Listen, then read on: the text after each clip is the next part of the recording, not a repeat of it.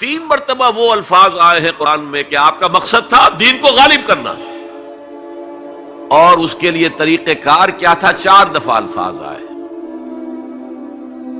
4 الفاظ، 4 اصطلاحات 4 دفعہ آئی۔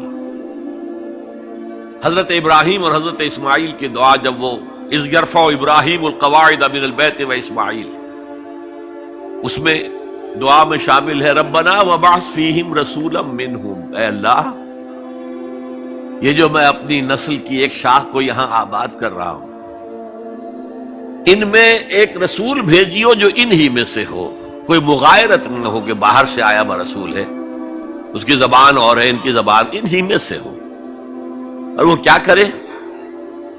یتلو علیہم آیاتک ویعلمہم الکتاب والحکمت ویزکیہم، تیری آیات پڑھ کر سنائے، کتاب اور حکمت کی تعلیم دے اور تزکیہ کرے ان کا۔ یہ 15ویں رکوع کی آیات ہیں سورہ بقرہ کی۔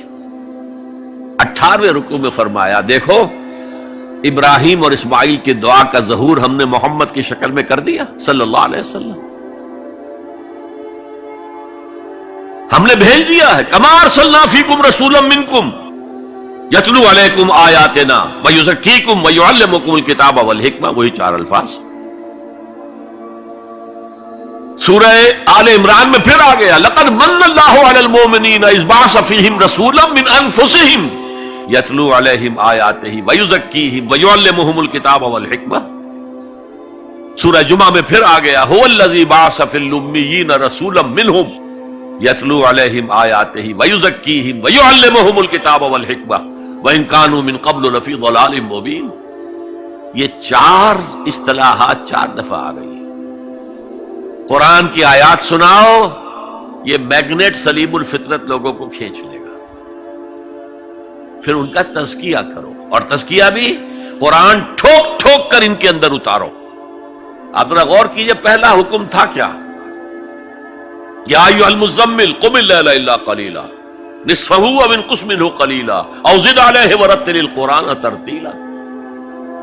اے کمبل میں لپٹ کر لیٹنے والے، کھڑے رہا کرو رات کو اس کے سوائے تھوڑے سے حصے کے، آدھی رات یا اس میں سے کچھ کم کر دو تو 1/3 ہو جائے گی، یا بڑھا دو تو 2/3 ہو جائے گی۔ چنانچہ اسی سورت کی آخری آیت کیا ہے؟ ان ربک یعلم انک تقوم ادنی من ثلثی اللیل ونصفہ وثلثہ وطائفۃ من الذین معک۔ اے نبی، آپ کے رب کے علم میں ہے یہ بات کہ آپ کھڑے رہتے ہیں 2/3 رات اور آدھی رات اور 1/3 رات۔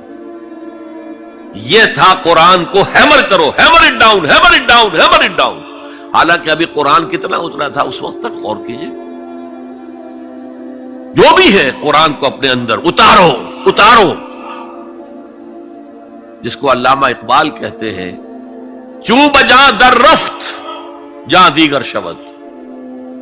جب یہ کسی انسان کے باطن میں سرایت کر جاتا ہے قرآن، دل میں اور ذہن میں، یہی تو باطن ہے نا ہمارا، اس کے اندر ایک انقلاب آ جاتا ہے۔ He is a change person all together, نیا آدمی ہے یہ، اس کے خیالات نئے ہیں، اس کے عقائد نئے ہیں، اس کے نظریات نئے ہیں۔ پہلے عزیز ترین شے زندگی تھی، اب اس سے کہیں عزیز تر ہے اللہ کی راہ میں جان دے دینا۔ شہادت ہے مطلوب و مقصود مومن، نہ مال غنیمت نہ کشور کشائی۔ اور یہ جو تزکیے کے لیے قرآن ہے اس کا میں آپ کو بتاتا ہوں۔ حضور کی 2 احادیث کو اقبال نے جمع کیا ہے 2 اشعار میں۔ ایک حدیث میں آپ فرماتے ہیں ان الشیطان یجری من الانسان مجری الدم، شیطان انسان کے اندر خون کی طرح گردش کرتا ہے۔ ایک میں حضور نے فرمایا تم میں سے ہر شخص کے ساتھ ایک شیطان ہے۔ پھر میں وہی بات کہہ رہا ہوں، بڑی ہمت کی، بڑی جرت کی، بڑی جسارت کی، کسی نے پوچھ لیا حضور کیا آپ کے ساتھ بھی ہے؟ فرمایا ہاں ہے، لیکن میں نے اسے مسلمان بنا لیا۔ اب دیکھیے یہ 2 حدیث اقبال لے کر آ رہا ہے۔ کشتن ابلیس کار مشکل است، ابلیس کو مار دینا، ختم کر دینا بہت مشکل کام ہے۔ جہاں کہ او گم اندر اعماق دل است، وہ تو دل کی گہرائی میں جا کر ڈیرا لگاتا ہے۔ خوشتر آں باشد مسلمانش کنی بہتر یہ ہے اسے مسلمان بناؤ. کشتے شمشیر قرآنش کنی، قرآن کی شمشیر سے اسے ختم کرو. قرآن بھی تمہارے اندر خون کے اندر سرایت کر جائے. تو اگر کینسر جو ہے جسم میں پھیل گیا ہے تو کوئی ایسی دوا جو پورے جسم کے اندر پھیل جائے اور ہر جگہ سے کینسر کو نکال باہر کرے، وہ قرآن. اچھا، جب یہ دو کام ہو گئے،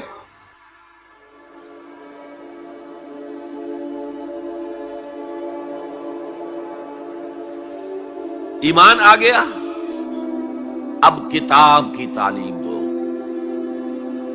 اب انہیں بتاؤ نماز فرض ہے، پنجگانہ نماز فرض ہے. اب انہیں بتاؤ رمضان کے روزے فرض ہیں.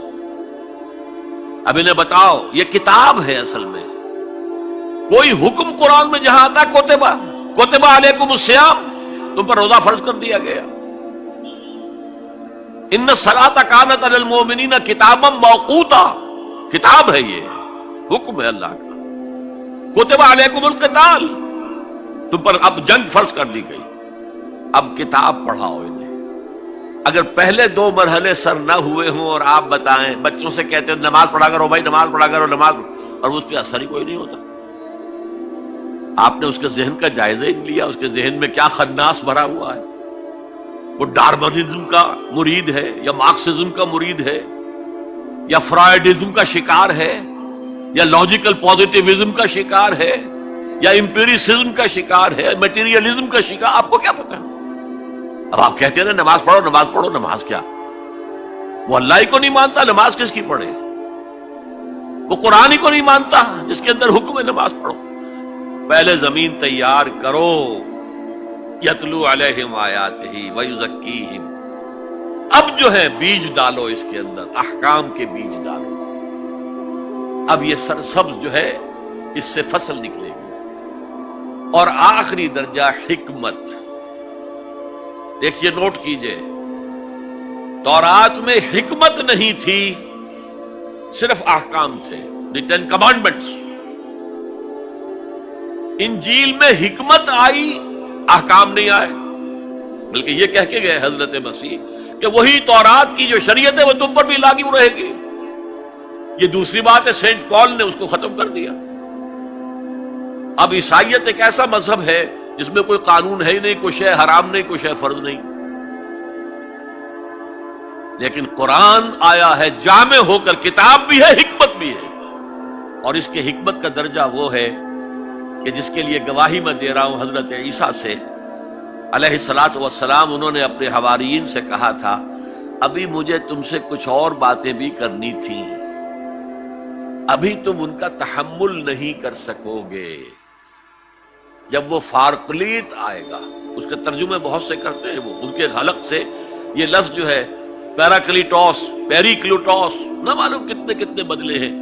یہ تو آپ کو شیخ احمد دیدات بتا سکتے، میں نہیں بتا سکتا.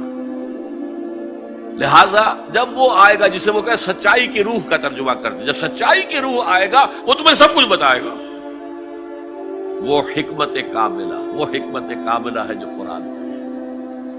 اور یہ حضور کی تعلیم اور تربیت کا بلند ترین مقام ہے.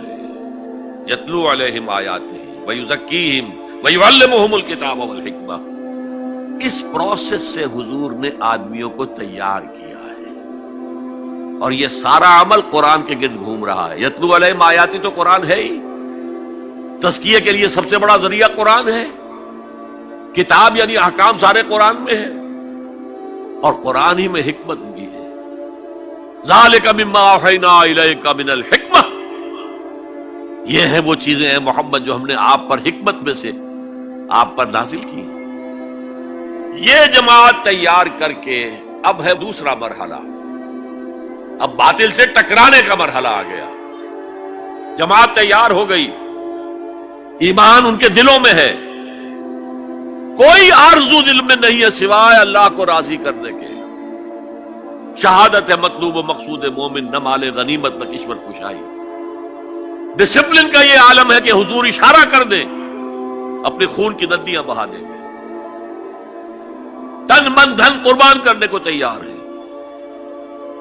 اب اور معتدوے تعداد میں آ گئے ہیں، تب آپ نے نظام سے ٹکر مول لی.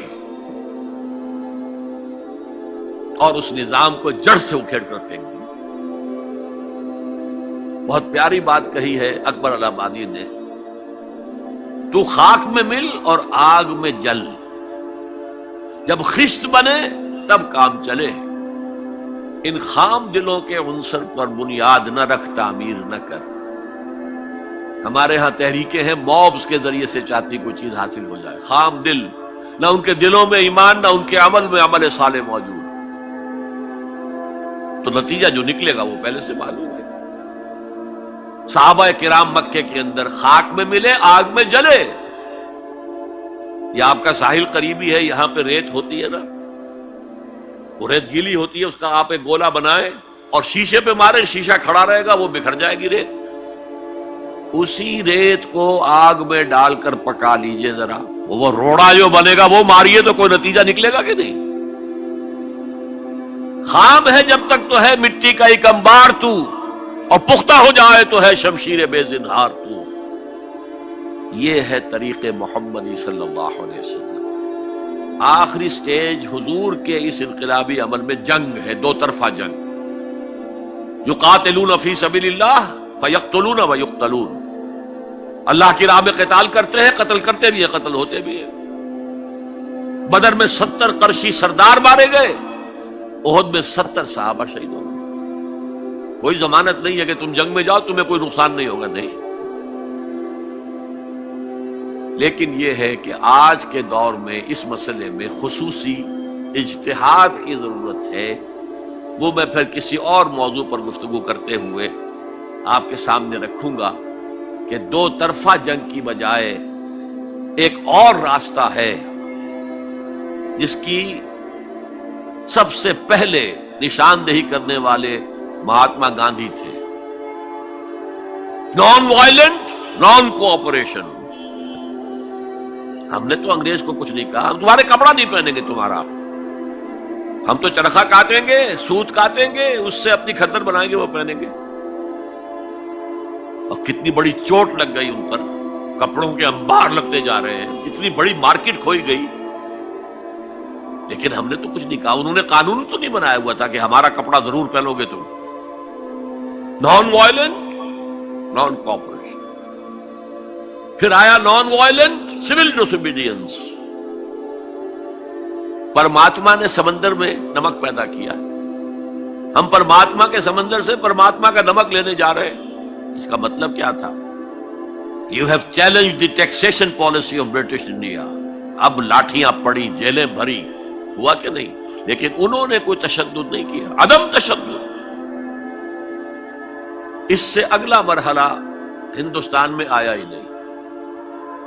دوسری جنگ عظیم کے بعد انگریز اتنا کمزور ہو چکا تھا، وہ فیصلہ کر چکا تھا اب اتنی دور دراز وزات کو ہم قابو میں نہیں رکھ سکتے، لہذا وہ بستر طے کر رہا تھا۔ ذرا سوچئے، سونے کی چڑیا ہاتھ سے نکل رہی ہے، لیکن کیا کسی انگریز نے کسی ہندوستانی کو مارا؟ کیا کسی ہندوستانی نے کسی انگریز کو مارا؟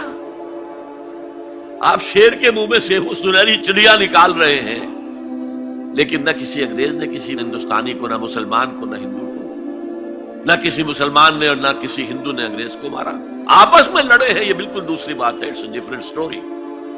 آپس میں قتل عام ہوا ہے، لیکن یہ آزادی تو ملی ہے ان کے دینے سے۔ وہ جا رہے تھے خود ہی، آپ کو معلوم ہوگا کہ انہوں نے ڈیٹ فکس کی تھی 48، لیکن ماؤنٹ بیٹن نے 47 کے اندر کہا بس جانا ہے ہم۔ آخری سٹیج جو اس پروسیس کی ہے وہ ایران میں امام خمینی کا جو انقلاب آیا وہ تھا ان آرمڈ ریوولٹ۔ ہم کسی کو نہیں ماریں گے، ہم پر گولیاں چلیں گی، سینوں پر کھائیں گے۔ 20,000 سے لے کر 30,000 تک آدمی مارے گئے۔ تب وہ شہنشاہ بھاگا کہ نہیں جو 2,500 سالہ جشن منا رہا تھا، جو سمجھتا تھا کہ میں وہی سائرس کے خسرو یا ذوالقرنین کا دور دوبارہ لے آؤں گا، وہ سلطنت عظیم۔ اور حال کیا ہوا؟ بہادر شاہ ظفر کی طرح 2 گز زمین بھی مل نہ سکی کوئے یار میں۔ یہ ہے آلٹرنیٹ عمل۔ اس پر پھر کبھی موقع ہوا تو تفصیل سے بھی گفتگو کروں گا، لیکن قرآن وہ کتاب ہے جس کے ذریعے سے حضور نے انقلاب برپا کیا. هي الحلقات تحفظني بآيات من القرآن، هي الحلقات تملأني بحب المصطفى العدنان، هي الحلقات تحفظني